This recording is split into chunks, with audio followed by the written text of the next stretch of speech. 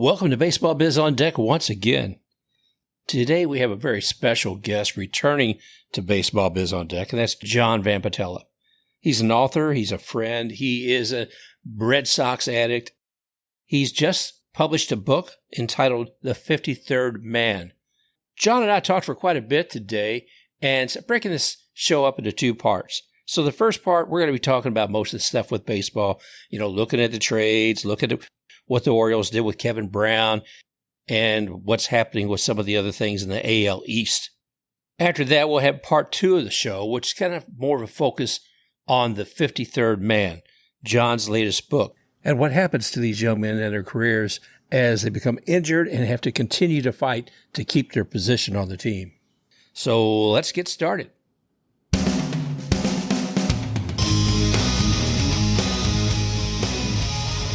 Welcome to Baseball Biz on Deck, and with me today I have a friend returning, author extraordinaire, and we're talking about Mr. John Vampatella. We had him in here before talking about the forgotten game with the Yankees and the Red Sox, and that's a lot of fun. But he's also just releasing a new book called The 53rd Man, and I want to talk a little bit about that too here in a bit, John. But I want to talk baseball first with you because 53rd Man is a real good book about football and I guess the path some players have to take to just get in there and stay in. We'll talk about that in a minute. First, man, good to see you again. How you been?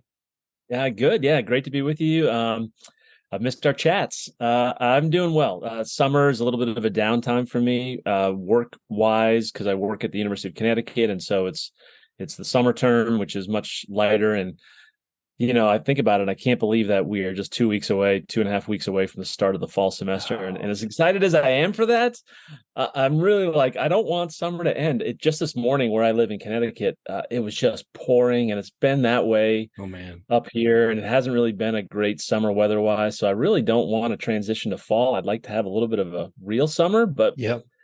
It's baseball season. It should be nice weather. It should be go to the ballpark weather, Well, I hope it's not unseasonably hot up there. I know it's been a real challenge for some folks these days geographically, and certainly out in the West. But wow, if I lived where you did, see, Connecticut. So you're about halfway between the Yankees and the Orioles. That's right. And how Yankees far? And Red Sox. Yeah, Yankees and Red Sox. Right. Wow. What a great place to get on the road. I guess no more probably than a couple hours either way. And that's got to be fun to have that much excitement in baseball near you. It is. So geographically where I live, you have Route 91, which runs north-south, really cutting the state of Connecticut basically in half, from New Haven up through Hartford up into Springfield, Massachusetts. If you live east of Route 91, basically you're a Red Sox fan. And if you live west of 91, you're a Yankee fan. And working at UConn has been super interesting. So back to the forgotten game.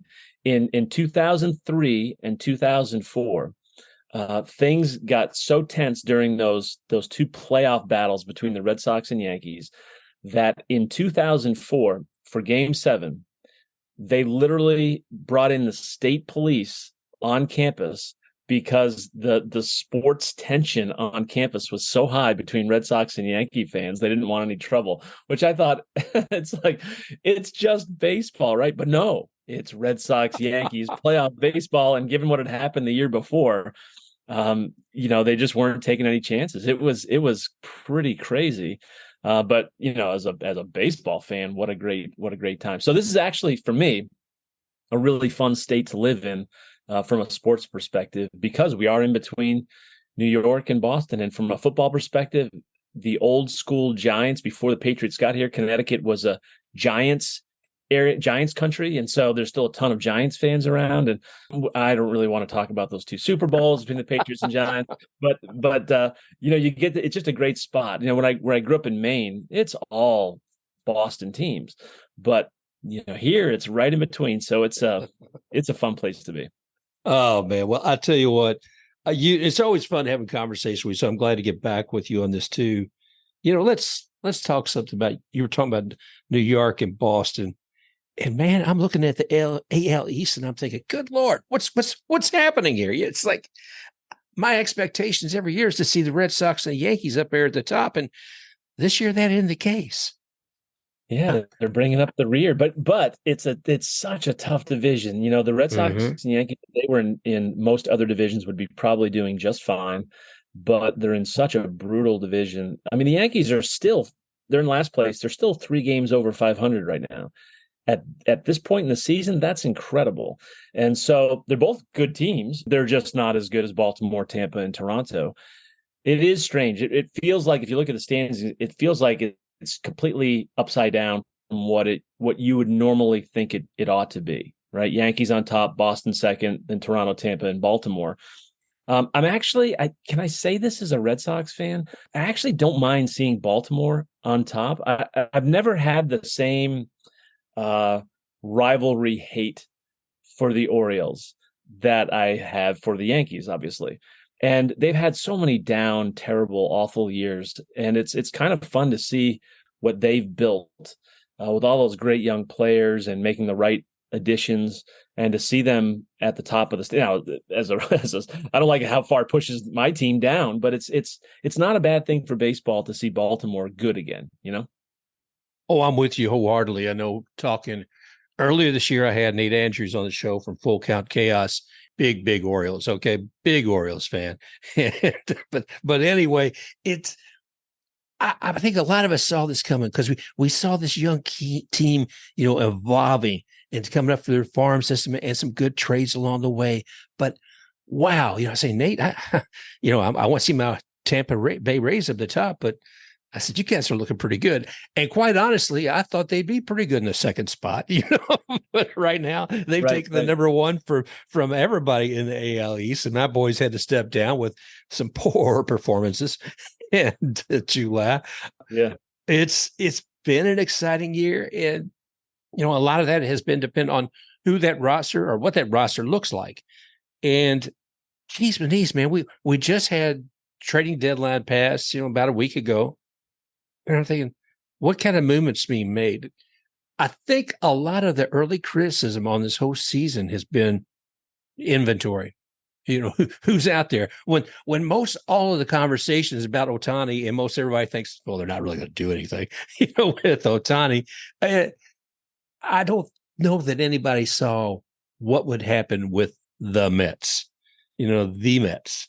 Well, I mean, Red Sox fans are upset that they're not spending oodles and oodles of money. The Mets are an example of why it's dangerous to do that. They spent a fortune this year, and then they get a couple of key injuries, and the team has just woefully underperformed.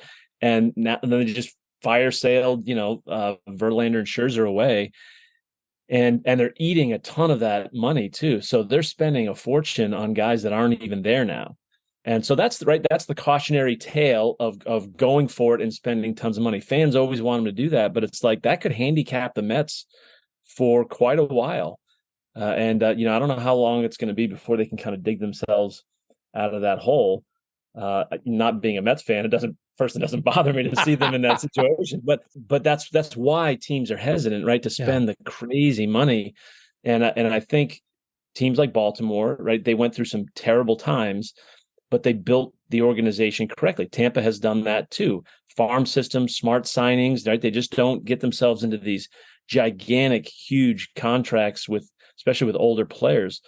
But it is a little sad to see the Mets have to basically dismantle what they put together. Yeah. After just 1 year, they went for it and it didn't work out. It's not. I would say it's not even working out great for the Padres yet either. Right? They haven't been as good as what we would have anticipated them being, and some of their guys haven't performed to the same level. So, yeah, you want your team to spend and spend and spend, but it can bite you sometimes. I mean, the Well, Padres are in second to last place, and they've spent a fortune. and that's true. I mean, you're looking at Steve Cohen when he bought the Mets. He bought it as a fan as much as an owner. And you heard him say, I want to take this team to the championship. And in 2 to 5 years, we're going to be there. And then not so much. You look at that. He brought in a great manager out of retirement, brought Buck Showalter in. we were all excited to see what was actually going to evolve from that. You see Scherzer there, you see Verlander there, you see all of this wealth of talent, and think all these pieces can come together and it's going to explode. But it didn't. It imploded.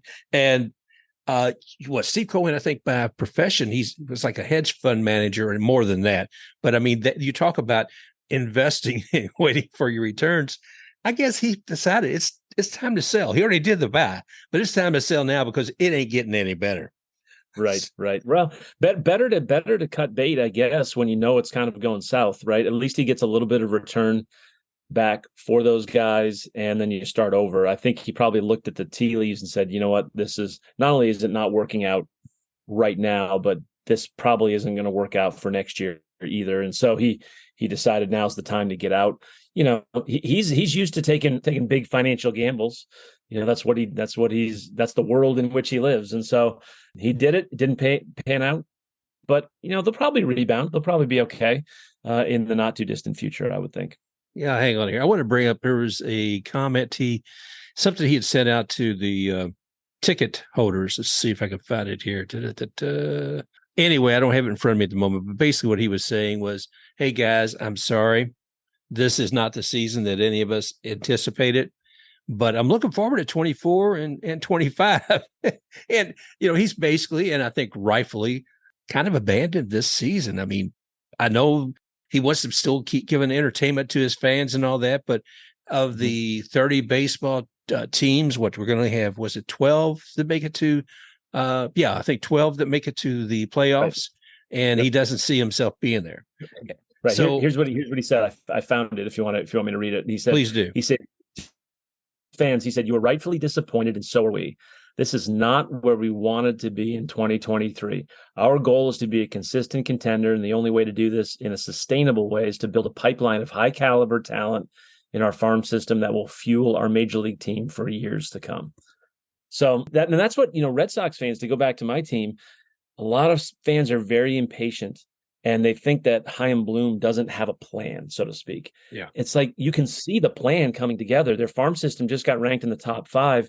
From the time he took over till now, he's continually adding quality prospect after quality prospect, and can see what he's building. And now they're starting to see the fruit of that farm system, and guys like Tristan Cassis and Brian Bayo and these guys who have come up and are starting to really perform. And there's a ton more. And so it's like, it's frustrating when you want to win now, right? Yeah. To have patience with the process, to borrow the Philadelphia 76ers phrase, right? You have to trust the process. Well, you kind of do. And as much as we want to look at the finances of the Dodgers, for example, consistently have huge payrolls, but the core of their team is always a bunch of great homegrown players. Right. And so that they supplement that with big spending, but they always produce quality from their farm system. And that's how it's sustainable. That's why the Astros have been so good. That's why the Orioles are about to be really good for a long time, unless they do some catastrophic things. And that's what the Rays have done.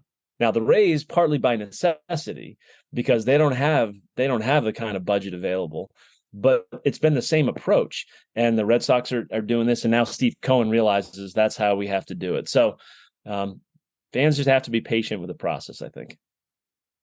Well, let's talk about patience with the Red Sox. Alex Cora doesn't look happy right now. Some of that's trade. Some of that's from a star player who's not showing up on time. And were you surprised they didn't trade Verdugo? Or do you think there was somebody who wanted Verdugo? I think they were entertaining offers for him. They've got this guy Rafaela in the minors, who is apparently just a stud, who is, I don't know if he's quite ready yet, but he's killing it in AAA.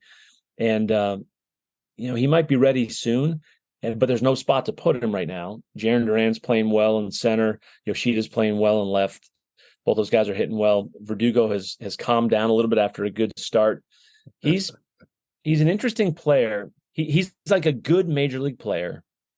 He hasn't taken the leap to stardom that I think that they were hoping he would make. He's definitely a nice player. Teams would benefit from having him. I think he fits the Red Sox. you can't do things like show up late. Like imagine if he was on the Patriots and what would happen with Bill Belichick if he, Ooh. you know, he would not entertain showing up late for work. There was one time where he basically almost I think he benched a guy permanently for showing up late during a snowstorm, and he was like, you check the weather, you know a storm's coming, you have to leave early. Like it was one of those things where he just doesn't tolerate that sort of stuff. Maybe it's different in baseball, I guess, but I think the Red Sox were in a very interesting position at this trade deadline. They were playing well enough and they were close enough in the wild card standings to want to add to it. But I think they also had a realistic picture, and they were going to get Sale back. They were going to get Trevor Story back, who's coming back tonight. They were going to get 2 other young pitchers back, and that's a lot to add, right? Coming off injury, but they probably could have used another piece or two. But they may have also thought, this probably isn't our year, so they were probably in both buyer and seller mode, if that makes sense, right? Selling certain pieces, adding certain pieces. I think Verdugo was discussed, but they obviously didn't get the kind of return they were hoping for. But let's revisit this in about 6 months, because I predict right now that they will trade him in the offseason. He has 1 more year left in his contract, and he would be a nice player to have for 1 more year until Rafaela is ready to go. But they might think that Rafaela is ready to go next year, in which case they can probably get something pretty decent for Verdugo. So I'm predicting right now they trade him in the offseason. So let's revisit this and see if I end up being right. Well, I want to see that as well, because I'm really curious. By the way, I want to thank you for the insight you gave me. My wife and I got to go to Fenway this year, and it was an experience. But you gave us some good guidance, and we enjoyed it all the more. It was a wonderful experience. Yeah, it's a fun park, isn't it? Oh yeah, man. I mean, we went there and we took the $40 tour to go, before the game, get to climb up there on the monster and see all of that. It was fantastic. I mean, the whole experience. And we didn't know what the weather's going to be like, so we actually bought tickets for 2 days, hoping that one of those would not be a rain out. And it was fantastic. Like I said, the first day though was 41 degrees or something like that out. And it's like, good Lord, man. I said, people deal with this all the time that are fans here. And you got to care a lot to be coming out there to the Fenway in that kind of weather. But they looked solid as far as the fans. And I had one guy come up to me, and I probably had my Tampa Bay hat on. Yeah, right. Anyway, he said something about the Trop, and I said, everybody wants to criticize Tropicana. I said, but right now, and I held my hand out, and there was a little bit of rain coming. I said, right now it's dry in the Trop and 72 degrees. And I was rainouts are not an issue. So right. Well, I'm glad you had a good time. It's a fun experience. It's obviously one of the iconic ballparks, right? It definitely worth seeing, worth experiencing. Some of the seats aren't great because the way they built the park, the seats face like the center of the field. The spot between center field and second base. And so if you're sitting, say, down in the right field, I guess they call it the grandstand, or the right field grandstand seats, you're not really facing the pitcher and the batter.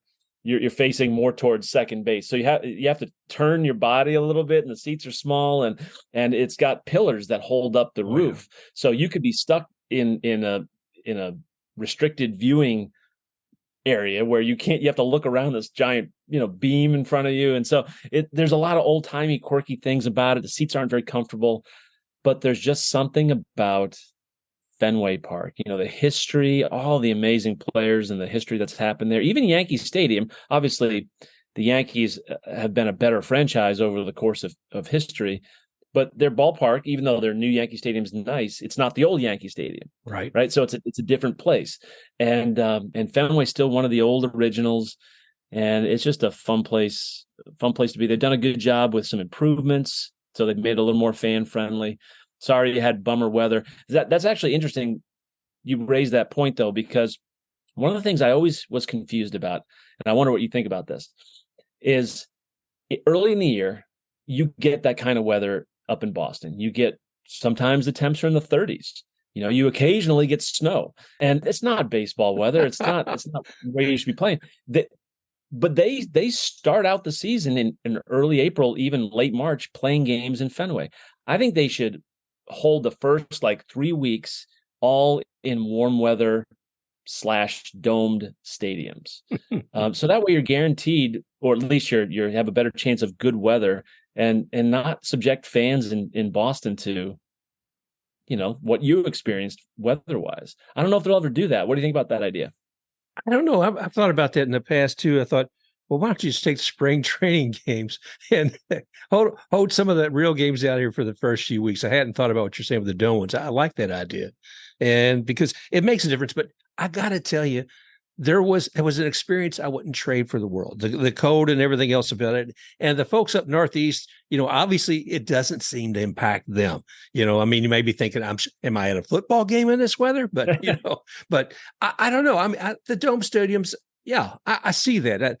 I would love to see, especially here in Tampa, I would love to see some games played in other stadiums than just the home stadium. By that, I mean either like a minor league stadium. When we do these games where we go to London, where we go to the Dominican Republic and have our games there, I would love to see some other places here in the U.S., and not wait for a Field of Dreams game to be able to host a couple of good teams. And maybe we do those in the South. That's a possibility too. But I definitely like your idea.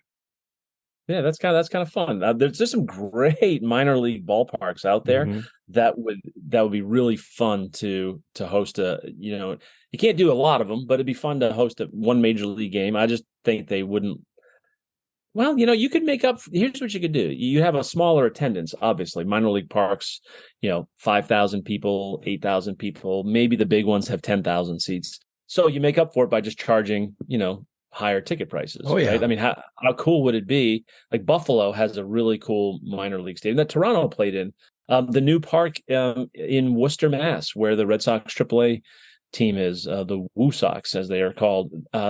Gorgeous, gorgeous facility. Here in Hartford, Connecticut, we have the Dunkin' Donuts field, and it's where the Hartford Yard Goats play, and it's a great stadium. You could definitely charge, like if you have played. Here's the thing: you play Red Sox Yankees, a weekend series in this stadium, you could charge $250 a ticket, no problem. And so you make up for it, the lack of volume. You make up for it in higher ticket prices. That'd be a really fun experience. I That's think a great idea. Well, like I said, I like it that if only you were the commissioner, right? That'd be. Oh, geez. I've always got criticism of Rob Manfred because I can, but I wouldn't sit in that seat for anything, brother. That's a bad one. It's easier to be a critic, right? Oh yeah, all day long. Yep. Let me throw stones. I don't live in a glass house. I don't live in a house at all. But the thing of it, no. But seriously, too, you were talking about Yankee Stadium. And all I can think of is your Aunt Irene. Is she still a big Yankee fan? Oh yeah. She hasn't enjoyed this season very much. She keeps posting things and how frustrated. I'm going to bed. I can't take this anymore. Those are the posts that she puts up on Facebook. She is so funny. I got to be honest. I've never seen a more dedicated fan to a team. She is in her mid-80s and she lives and dies with the Yankees. And It is really fun to see how into baseball she is. She'll call my dad, and my dad will be watching the Yankee game on Yes, at his house up in Maine. The phone will ring. He'll see from the caller ID that it's her, and it won't even be, hey, how you doing, Phil? Good to see you. We're good to talk to you. It's first thing out of her mouth. Oh, they got to fire Boone, and it's like he just cracks up listening to her. She's great. She's awesome. Is she ready to fire Cashman this year with the lack of trades? She wants total house cleaning. Total house cleaning. By the way, did you see that play where Stanton got thrown out at home recently? You didn't see this play? No. So he's at second base. I forget who hits us. Maybe it's Rizzo hits a single to right field. Stanton comes around third and he gets thrown out by 10 feet at home. Okay, you think, oh, wow, it was a great throw from right field. Then you watch the replay, and Stanton is literally jogging around third into home. He's not even running. He's literally trotting, and he gets thrown out. And it's like, I get that he's not Ricky Henderson out there, but how do you not try? Now, I can be critical of him and at the same time recognize that my Red Sox just did something similar the other day. Did you see that play? No, I don't think it was this play either. Okay, so they were playing Toronto a couple of days ago. They lost 5-4. They were down 5-4. Had a runner at second with one out. The batter, Connor Wong, their catcher, hits a deep fly ball to left center, almost dead center, but a little more left center. It's going to be a wall scraper right up against the wall. The runner at second, their backup catcher, McGuire, just takes off from second. Now, you play ball, you follow baseball, with one out, you're at second base, you're the tying run, it's the ninth inning. Fly ball to the deep outfield. What are you supposed to do? Put it on hot and burn it, man. Get moving. Well, what if he catches it? Okay, you got me. Yeah. So if he catches it, you're doubled at second. You go halfway between second and third. If he catches it, right, you can have time to get back. And if he doesn't, you have plenty of time to get home. Well, he takes off. And it's unclear whether the third base coach was pointing back to second, like, hey, you got to go back, or whether he was waving him around. But he was around third by the time the guy caught it, who just lobbed it into second, got double off to end the game. Like, that was the end of the game. And it was just like, wow, what a base running blunder. So I can criticize Stanton, but at least Stanton was a lack of hustle. The Red Sox was a lack of smarts. So I don't know what's worse, but either way, two terrible base running, which exemplifies why the Red Sox and Yankees are in last place and second to last in the division. So there you go. Well, it sounds like I could qualify to be a Red Sox player with my decision making here. Well, maybe I didn't paint the situation clearly. I'm sure you would have made a decision in that moment, but I'm just like, these guys are pros. Yeah. It's not to say that you can't have a brain fart as a pro, but I don't know. That's just like, how do you run yourself into that double play in that situation? That's insane. I mean, it's insane. And Giancarlo, come on, guys. Yeah, we expect him to hit, dingers all the way out there. Maybe he's just used to doing that, so he's just got the jog down as part of his physical memory of what happens when he hits a ball. But yeah, I remember a few years back watching Manny Machado. I can't remember who he was playing with at the time. He just seemed to saunter to first and got out. And it was like, man, he got grief for weeks about that. And see, it still sticks with me. But I don't know. I think asking your players to hustle. I get it's 162 games. Your body gets wear and tear, but you're only up 4 times a game. And if you're the DH, you don't have any other running to do. Right. It's the least you can do to show a little hustle. Right. It's not really that hard. And so when they don't do it, I think I get you make millions, you hit homers for a living, but it was a catastrophic error getting thrown out at home like that's just inexcusable. But as a Red Sox fan, I loved it when it happened to Stanton. So vindictive as a fan, it's terrible. Well, don't let your Aunt Irene listen to this. My gosh. No, I'll tell you what, it is interesting watching them. I was wondering what Steinbrenner was going to do, Cashman's going to do.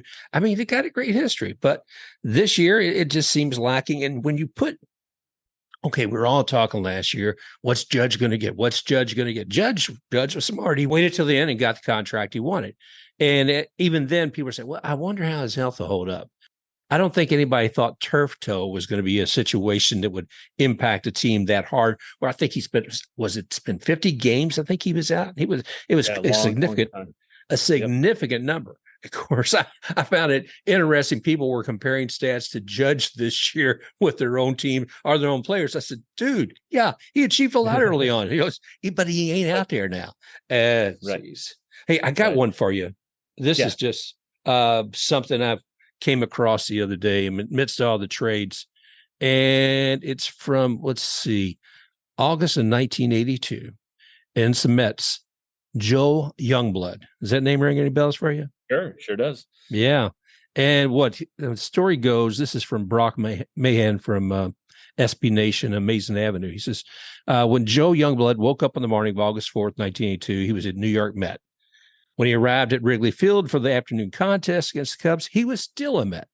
When he knocked in a pair of third-inning runs with a single off of Fergie Jenkins, Youngblood was still a Met.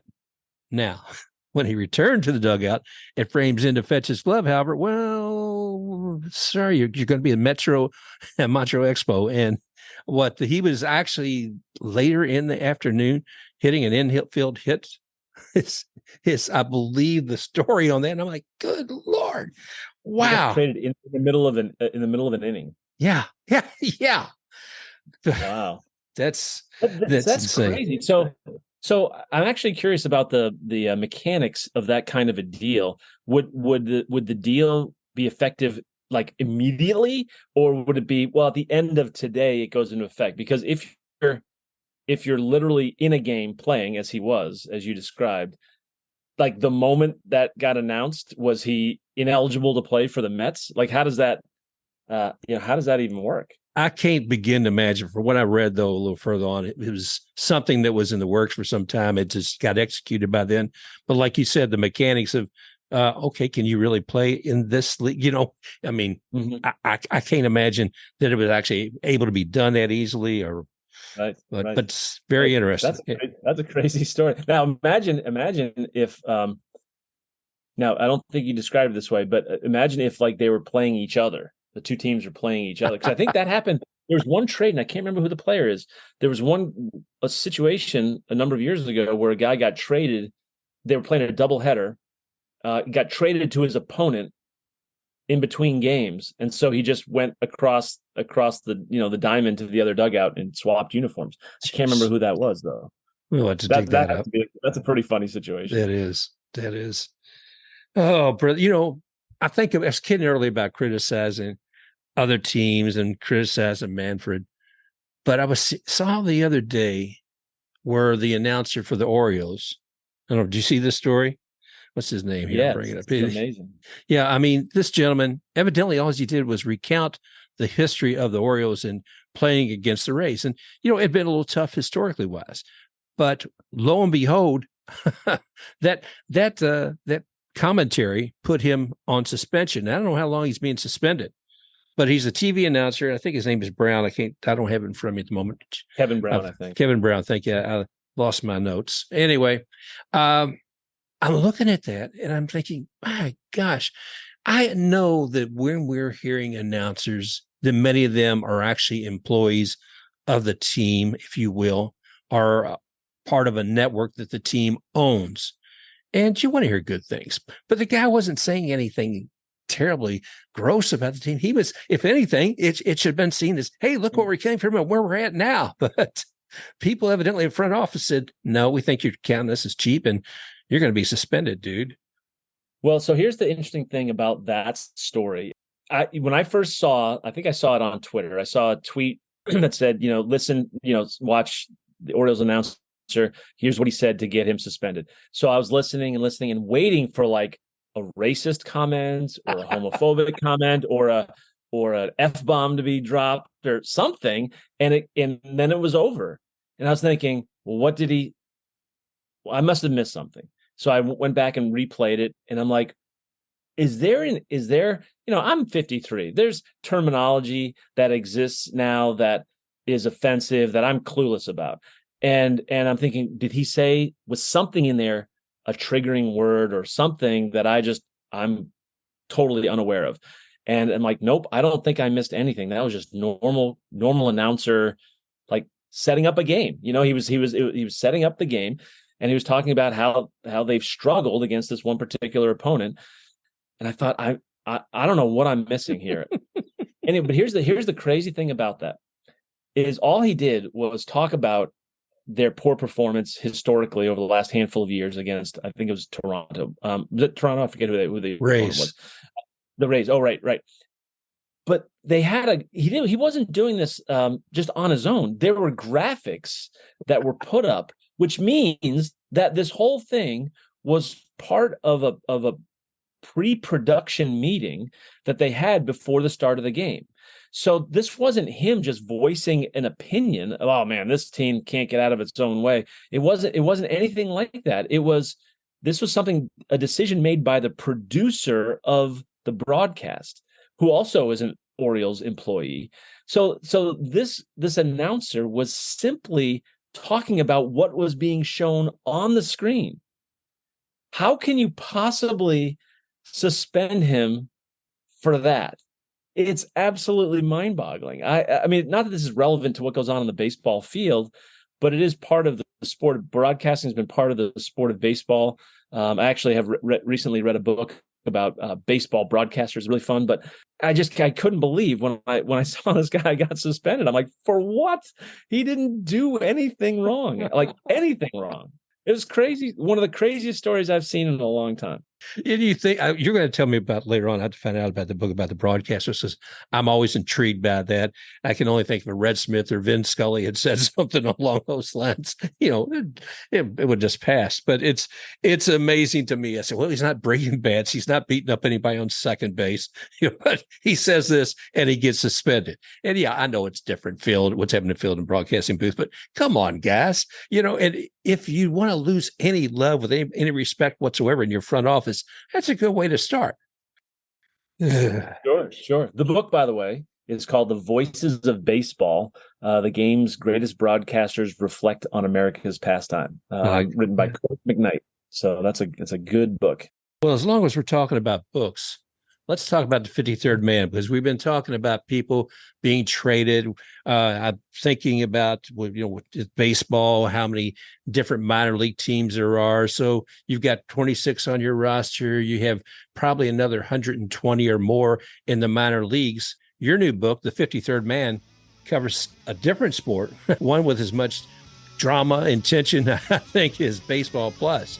So can you give us kind of some insight into the 53rd man and what that means? Now, this is where we took a break, because just as we were getting there, I wanted to introduce John's new book, The 53rd Man. So we conclude part one here. Go ahead to part two, and you can hear the rest of the story, including John's questions about Shohei Ohtani and taking a look at how faith really can drive a person to succeed and face the challenges of the day. So I'll catch up with you on part two.